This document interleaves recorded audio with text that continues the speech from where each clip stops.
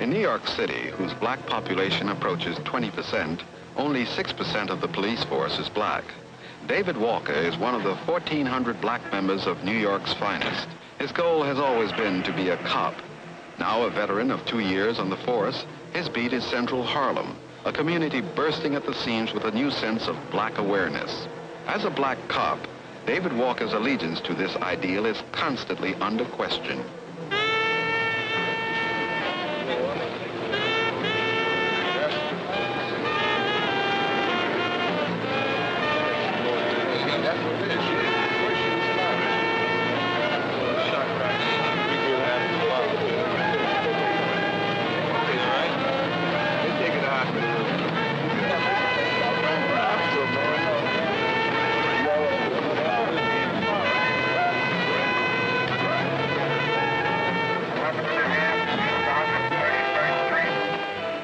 This basically is an education for me because I'm with life. I'm very close to life.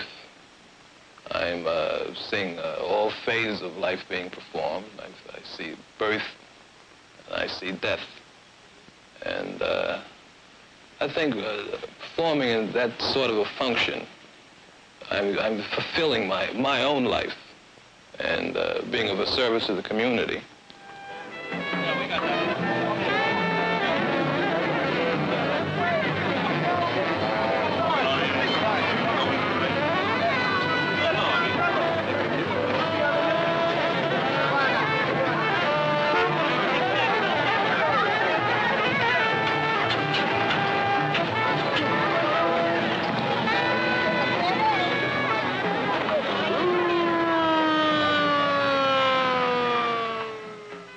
I feel my job is to protect property and life and property, right?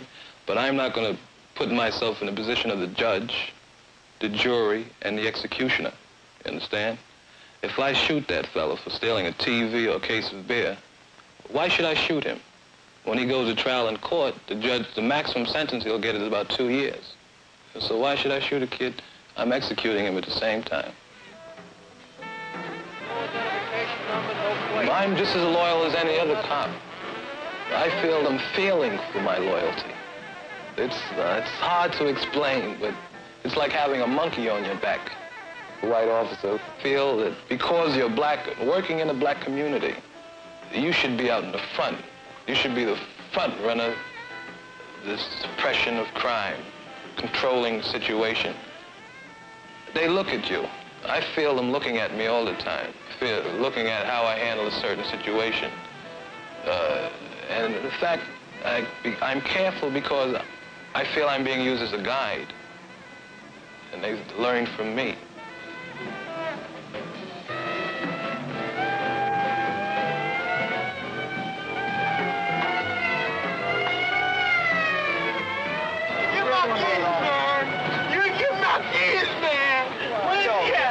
Give my keys, man. I don't give a damn about nothing. Give my keys, man. Give my keys about what? Give my keys about what? Hurt you, brother. Give about what? Don't hurt you. Let me hurt you. I hurt you, man.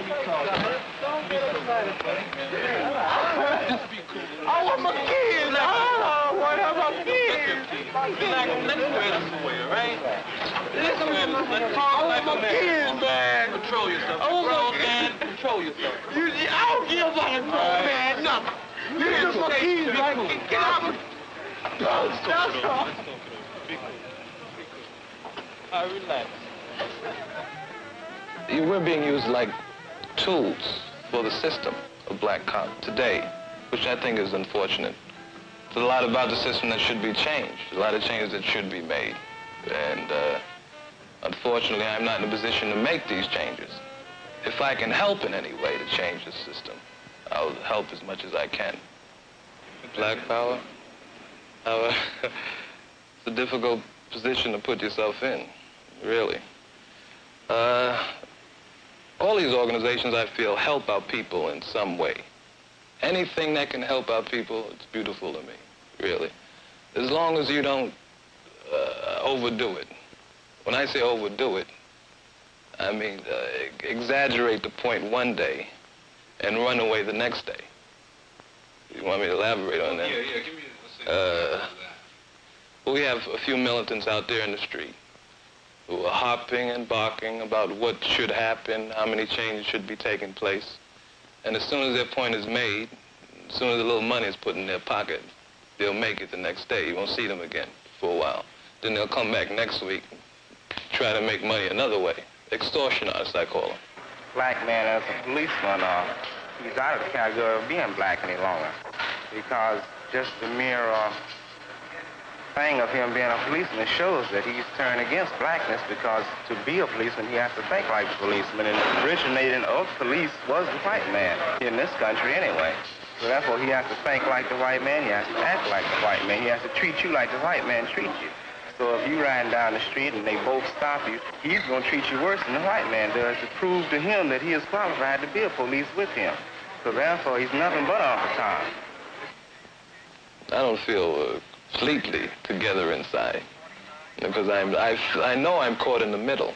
I think the thing to do is to keep trying to find a way out, and not until I find that way out will I actually be comfortable with myself. Deputy Inspector Arthur C. Hill, commander of the 28th Precinct in Harlem and one of the highest-ranking black men on the New York force, discusses the black officer's dilemma.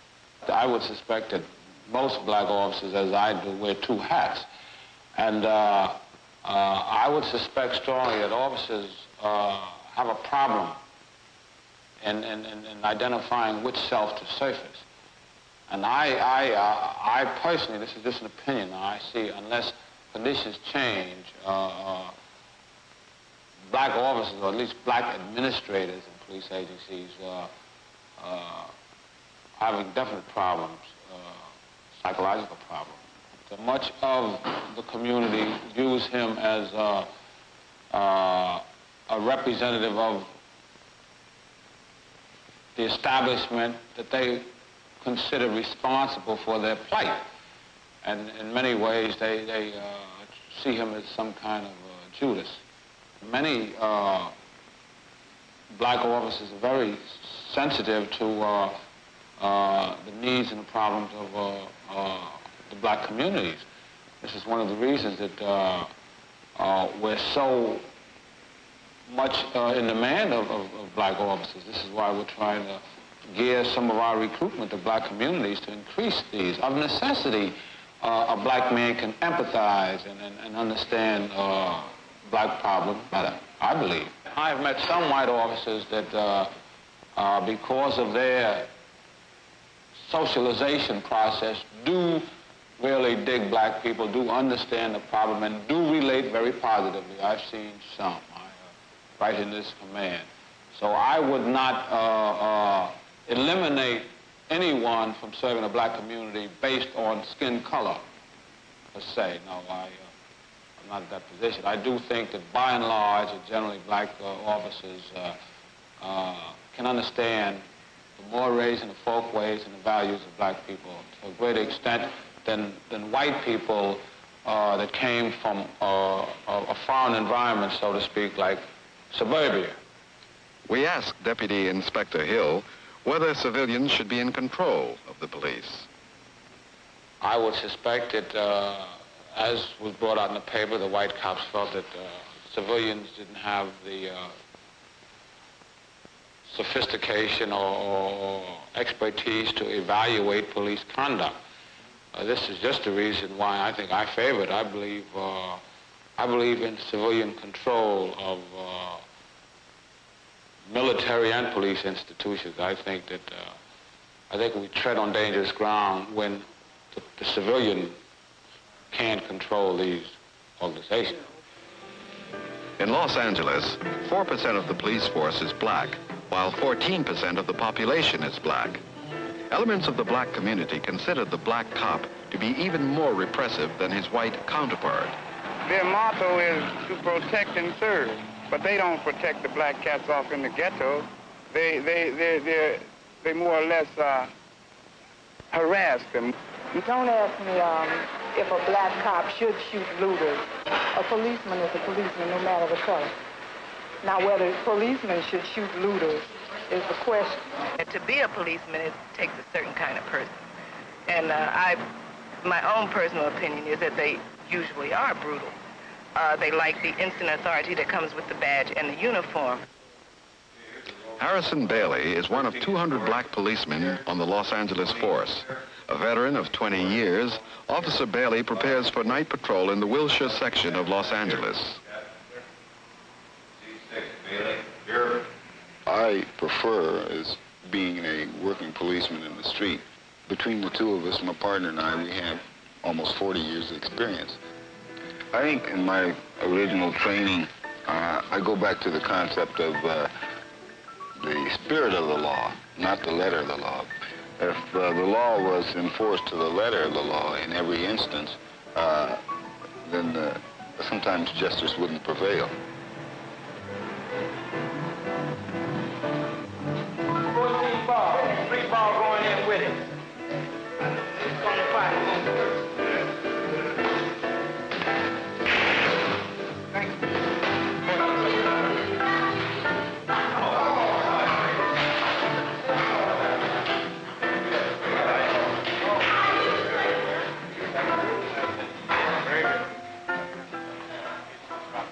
Some individuals are going to be, so to speak, a little drunk with power. I have seen it.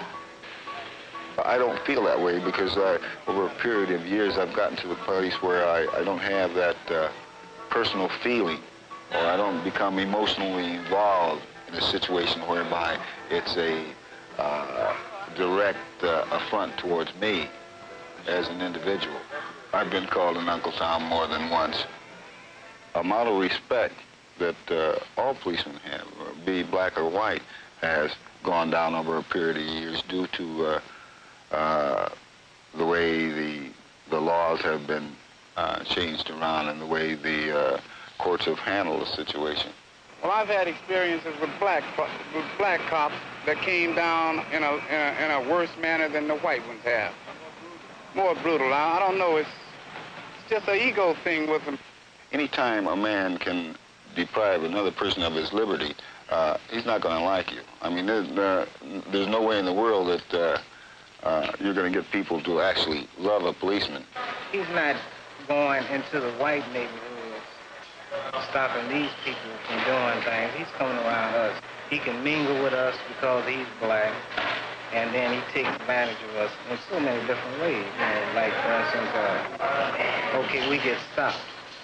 Instead of normally, you know, get pulled over to the side and say, okay, give me an operator's license or something like this, you know. You don't get this kind of treatment. You get knocked up against the car or something of this nature. It's really brutality. Seem to take the attitude that just because they are black, the law doesn't apply to them equally as well as somebody else. And I think this is where part of the problem lies. They want to be exempt from the law because I am of color and I am a policeman, so they feel that I should allow them to go and take somebody else, but I don't feel that way about it at all. Lieutenant Edward C. Henry, highest-ranking Negro on the Los Angeles force. I think it's very important the manner in which the officer conducts himself. If he conducts himself in a manner in which will invite to respect of the community, then he will get it.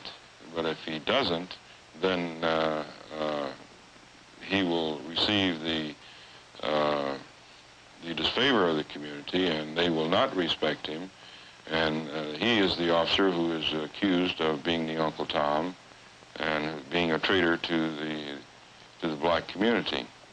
I think if the black policeman would identify his role as a policeman as opposed to his role as a Negro, then this dilemma would be somewhat lessened or even